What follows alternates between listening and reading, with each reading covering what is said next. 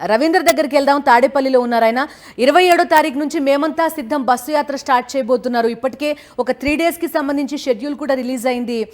Ravinder, so ఎలా ఉండబోతోంది? వీలైనన్ని ఎక్కువ నియోజకవర్గాలు కవర్ అయ్యేలాగా నోటిఫికేషన్ వచ్చే వరకు ప్లాన్ చేస్తున్నారని చెప్తున్నారు. వైఎస్ జగన్మోహన్ రెడ్డి నిర్వహిస్తున్నటువంటి బస్సు యాత్ర 27వ తారీఖు నుంచి ప్రారంభం కాబోతుంది. వైఎస్ఆర్ కాంగ్రెస్ పార్టీ సంబంధించినటువంటి నాయకులు మొదటి 3 రోజుల తాలూకు షెడ్యూల్ని ప్రకటించారు. ఆ తర్వాత మిగతా షెడ్యూల్ని ఎప్పటికప్పుడు ప్రకటించే విధంగా ప్లాన్ చేశారు. ప్రస్తుతం అయితే 27వ తారీఖున ఇపులపాయలో ప్రారంభం అవుతున్నటువంటి బస్సు యాత్ర అదే రోజు సాయంత్రం ప్రొద్దుటూరు చేరుకుంటుంది. అక్కడ బహిరంగ సభలో పార్టీ అధినేత జగన్మోహన్ రెడ్డి మాట్లాడబోతున్నారు. అనంతరం నంద్యాల జిల్లాకి చేరుకుంటుంది. అదే రోజు నంద్యాల అట్లాగే ఆళ్లగడ్డ ఈ 2 చోట్ల ఏదో ఒక చోట స్థానికులతోటి మమేకం అవుతారు. అక్కడ ఇంటరాక్షన్ ఉంటుంది స్థానిక ప్రజలతోటి. అనంతరం నంద్యాలలో బహిరంగ సభ ఉంటుంది. తర్వాత కర్నూలు జిల్లాలోకి యాత్ర ఎంటర్ అవుతుంది. అక్కడ ఎమ్మిగనూరులో బహిరంగ సభ జరిగే విధంగా ప్లాన్ చేశారు. అయితే ఇదంతా కూడా మొదటి 3 రోజుల తాలూకు షెడ్యూల్ మాత్రమే పార్టీ నాయకులు విడుదల చేశారు. మిగతాది ఎప్పటికప్పుడు రిలీజ్ చేసే అవకాశం ఉంది. మనం చూస్తూ ఉన్నాం ఇప్పటివరకు సిద్ధం పేరుతోటి రాష్ట్రంలో 4 చోట్ల 4 భారీ బహిరంగ సభలను ఏర్పాటు చేశారు. ఆ సభల సందర్భంగా పార్టీ సంబంధించినటువంటి కేడర్ అందరినీ కూడా ఒక చోటకు చేర్చి అక్కడికి పార్టీ అధినేత జగన్మోహన్ రెడ్డి వెళ్ళి వారందరూ కూడా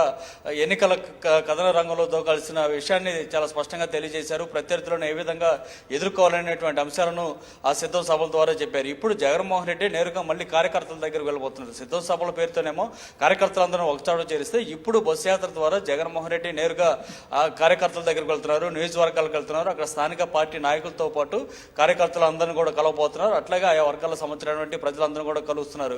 ఇప్పటికీ ఆ ఎన్నికల జరగబోతున్న తీరు అంటే 4వ విడతలో ఎన్నికలు జరుగుతున్నాయి కాబట్టి చాలా సమయం కూడా ఉంది కాబట్టి దాన్ని యూటిలైజ్ చేసుకునే విధంగా వైఎస్ఆర్ కాంగ్రెస్ పార్టీ ప్లాన్ చేసుకుంది. అయితే జగన్మోహన్ రెడ్డి చేస్తున్నటువంటి ప్లాన్ ఇవంతా కూడా ప్రత్యర్థులకు అందరి రీతిలో ఉంటున్నాయి.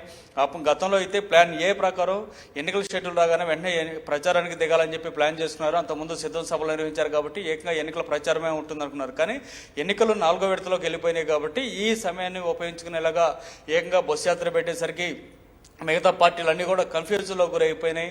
జగన్ వేసేటువంటి ఎత్తులను కనీసం ఎదుర్కోవడమే కాదు కదా, కనీసం ఆలోచన చేసే స్థాయిలో కూడా మిగతా పార్టీలు లేవని చెప్పుకోవచ్చు. ఆ విధంగా జగన్ తన ఎన్నికల ఎత్తుగడలు వేసుకుంటూ ముందుకు పోతున్న పరిస్థితి కనిపిస్తుంది. ఇప్పుడు జరగబోతున్నటువంటి బస్సు యాత్ర ద్వారా నిజానికి అది ఒక జైత్ర యాత్రలాగా జరగబోతుంది అనడంలో సందేహం లేదు. ఎందుకంటే ఇప్పటికే సంక్షేమ అభివృద్ధి సంబంధించి రాష్ట్రంలో ఇతర ఏ రాష్ట్రం కూడా ఈ విధంగా సంక్షేమ అభివృద్ధి కార్యక్రమాలు చేయలేదు కాబట్టి ప్రజలంతా కూడా ఒక సానుకూల దృక్పథంతో జగన్ పట్ల ఉన్నారు.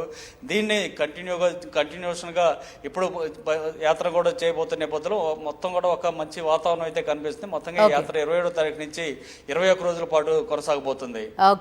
ఓకే రవీంద్ర.